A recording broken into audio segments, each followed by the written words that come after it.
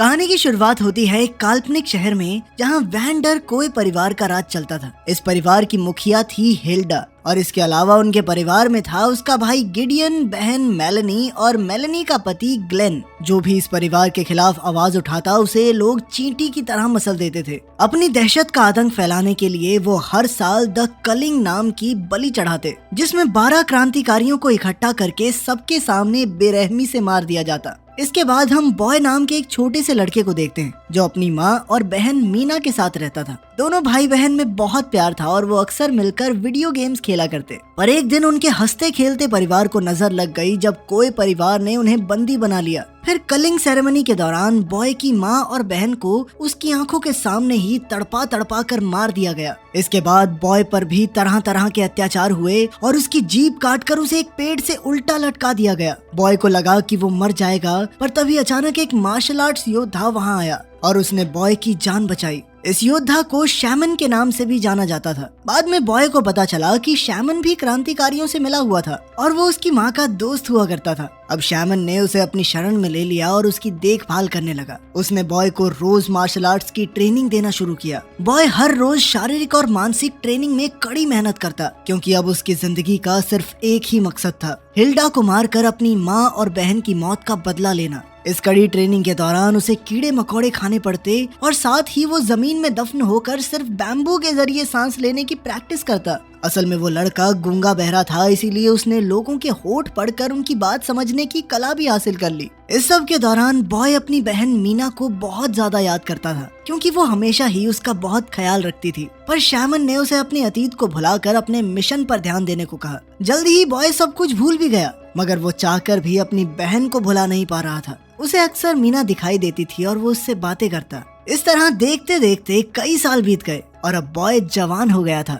एक दिन ट्रेनिंग के दौरान वो शैमन के साथ मुकाबला कर रहा था। सालों की कड़ी मेहनत की बदौलत बॉय बहुत ज्यादा ताकतवर हो चुका था और अब वो शैमन को हराने ही वाला था कि ऐन वक्त पर उसे मीना दिखाई दी, जिससे उसका ध्यान भटक गया और वो हार गया। ये देखकर शैमन को बहुत गुस्सा आया और उसने कहा कि बॉय अब भी पूरी तरह तैयार नहीं है। खैर, फिर एक दिन वो दोनों पास के शहर में गए जहां बॉय की मुलाकात एक सुंदर सी लड़की से हुई जो कि फूल बेच रही थी। उस लड़की ने बॉय को एक फूल दिया, जिसे देखकर बॉय को बहुत अच्छा महसूस हुआ। मगर तभी सरकारी फौजियों ने वहां आकर आम लोगों पर हमला बोल दिया। तब पता चला कि वो यहाँ कलिंग सेरेमनी में बलि के लिए लोगों को पकड़ने आए थे। ये देखकर बॉय और शैमन तुरंत ही छिप गए। कुछ ही देर में भीड़ में से एक लड़की ग्लेन को कोय परिवार के हाथों की कठपुतली कहकर बुलाने लगी। तब ग्लेन ने गुस्से में उस पर बंदूक चला दी, पर गलती से गोली किसी और को लग गई। इससे अचानक वहां हंगामा हो गया और लोगों ने सैनिकों पर हमला बोल दिया। तब गिडियन ने वहां एक हेलमेट पहने हुए योद्धा को बुलाया,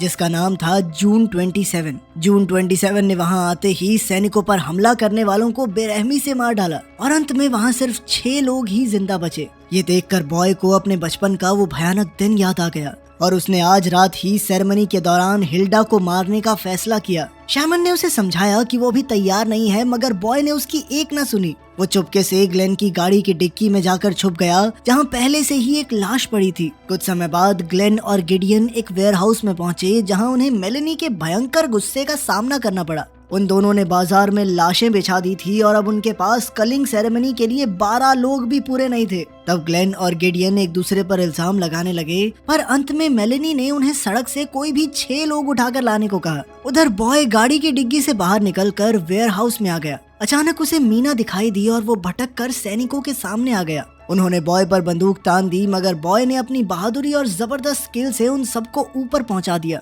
मगर एक के बाद एक फौजी आते ही जा रहे थे, इसलिए उसने वहां से भागना ही ठीक समझा। जब वो छुपा हुआ था तो उसकी मुलाकात बाशो नाम के कैदी से हुई। बाशो ने कहा कि अगर बॉय उसकी हथकड़ियां खोल देगा तो वो हिल्डा को मारने में उसकी मदद करेगा। पहले तो वो हिचकिचाया, पर फिर उसने बाशो को आजाद कर दिया। इसके बाद उन दोनों ने मिलकर वेयरहाउस के सभी फौजियों को मार गिराया। फिर उन्होंने ग्लेन को भी धर दबोचा और उससे हिल्डा का पता पूछा। तब ग्लेन ने कहा कि वो कोय परिवार के साथ अपने महल में कलिंग सेरेमनी का जश्न मनाएगी। फिर ग्लेन ने उनसे अपनी जान की भीख मांगी, पर बाशो ने गलती से उस पर आरी फेंक दी, जिससे ग्लेन की मौके पर ही मौत हो गई। खैर, फिर वो दोनों वेयरहाउस से निकलकर क्रांतिकारियों के खुफिया अड्डे पर पहुंचे। तभी अचानक बेनी नाम के एक आदमी ने बॉय पर बंदूक तान दी, पर बाशो ने उसे समझाया कि बॉय उसका दोस्त है। फिर बाशो ने बेनी को गले लगाया और पूछा कि बाकी सब कहाँ हैं। तो बेनी ने कहा कि सरकारी फौजियों ने वहां आकर सबको मौत के घाट उतार दिया। जब बाशो को पता चला कि जिस लड़की से वो प्यार करता था वो भी मारी गई तो वो फूट फूट कर रोने लगा।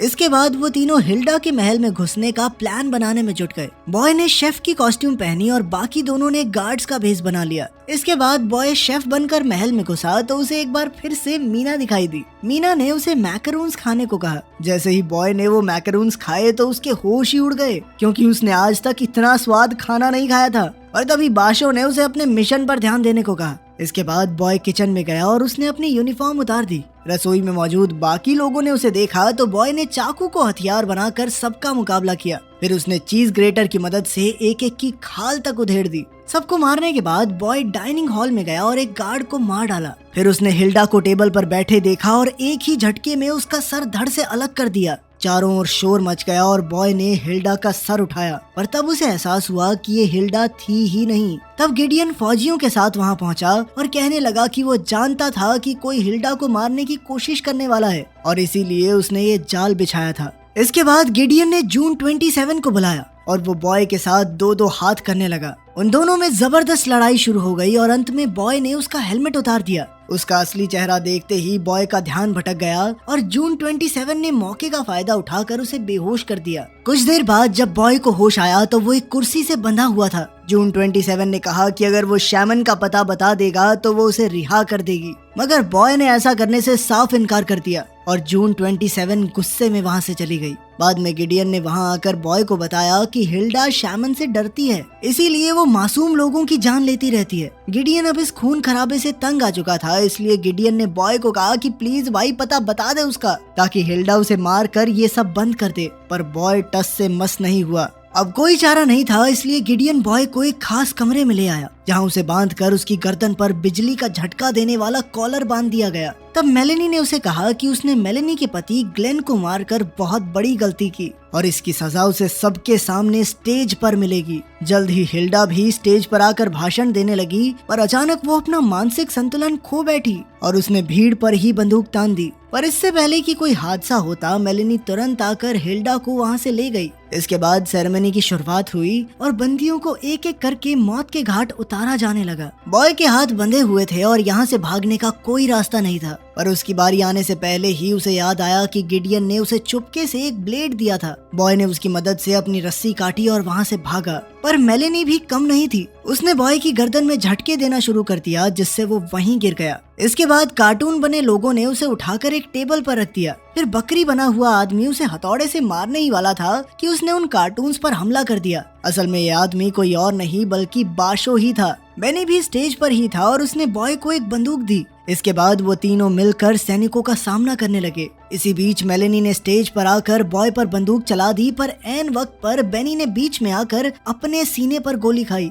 आखिरकार उसने बॉय की बाहों में दम तोड़ दिया। इधर मेलेनी ने बाशो को भी गोली मार दी थी। तब बॉय भागकर एक कार्टून के पीछे छिप गया और फिर उसने मेलेनी को एक कुर्सी पर बांध दिया। मेलेनी ने कहा कि पूरा देश इसे टीवी पर देखेगा और अंत में सब मेलेनी को एक शहीद मानेंगे। पर बॉय ने बिना उसकी बकवास सुने मेलेनी का सर धड़ से अलग कर दिया। फिर बॉय हॉल में गया, जहां गिडियन जख्मी होकर जमीन पर पड़ा था। गिडियन ने बताया कि उसने गद्दारी की थी, इसलिए उसकी बहन मेलेनी ने उसे गोली मार दी। खैर गिडियन ने बॉय को एक चाबी दी, जिससे बॉय उस बंकर में घुस सकता था जहां हिल्डा छिपी हुई थी। अब बॉय गिडियन की जान भी लेने वाला था कि तभी उसे मीना दिखाई दी और उसने बॉय को रोक दिया। उसने कहा कि गिडियन ने उस वक्त बॉय की मदद की थी जब उसके साथ कोई नहीं था। पर बॉय ने मीना से कहा कि तुम असली हो ही नहीं, क्योंकि मेरी बहन तो मर चुकी है। ये सुनते ही मीना गायब हो गई और बॉय ने गिडियन को बेरहमी से मार डाला। इसके बाद वो उस बंकर तक पहुंचा जहां हिल्डा छिपी हुई थी। हिल्डा ने दरवाजे की स्क्रीन पर आकर कहा कि अगर वो अंदर घुसा तो बेवजह मारा जाएगा।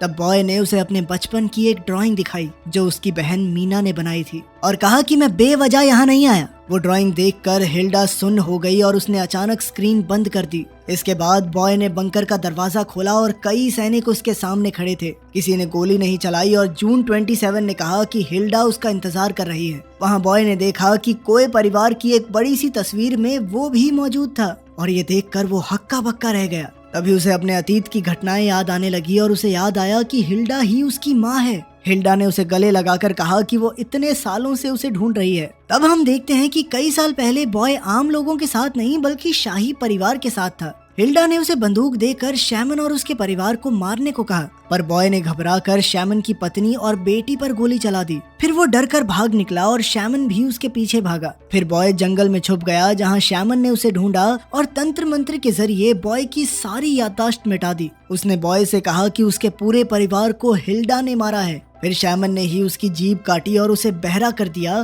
ताकि बाद में बॉय शैमन के लिए बदला ले सके। अब असलियत में बॉय को पता चला कि जून 27 ही उसकी बहन है। अपने भाई को देखकर जून 27 की भी आंखें भर आई। अब हिल्डा ने बॉय से शैमन का पता पूछा ताकि वो अपना बदला पूरा कर सके, पर बॉय अब भी शैमन से गद्दारी करने को तैयार नहीं था। तब हिल्डा ने गुस्से में कहा कि बॉय को अपने परिवार की कोई फिक्र नहीं है, इसीलिए उसने जून 27 को बॉय को मारने का हुक्म दिया। जून 27 ने कुल्हाड़ी उठाई, पर तभी उसे अपने बचपन के वो हसीन पल याद आए जो उसने अपने छोटे से भाई के साथ बिताए थे। अब जून 27 ने मुड़कर हिल्डा को ही जान से मार डाला। अब सैकड़ों सैनिकों ने बॉय और जून पर हमला कर दिया, पर उन्होंने मिलकर मशीन गन के जरिए उनका सामना किया। फिर वो भागकर लिफ्ट में गए और तब जून ने कहा कि उनकी माँ कहती रहती थी कि बॉय मर चुका है, पर जून का दिल कहता था कि वो अब भी जिंदा है। वो अपने भाई के हत्यारों से बदला लेना चाहती थी, पर इस रास्ते पर चलते चलते वो कब खुद हैवान बन गई उसे पता ही नहीं चला। खैर फिर दरवाजा खुला और वो बाहर आकर शैमन से मिले।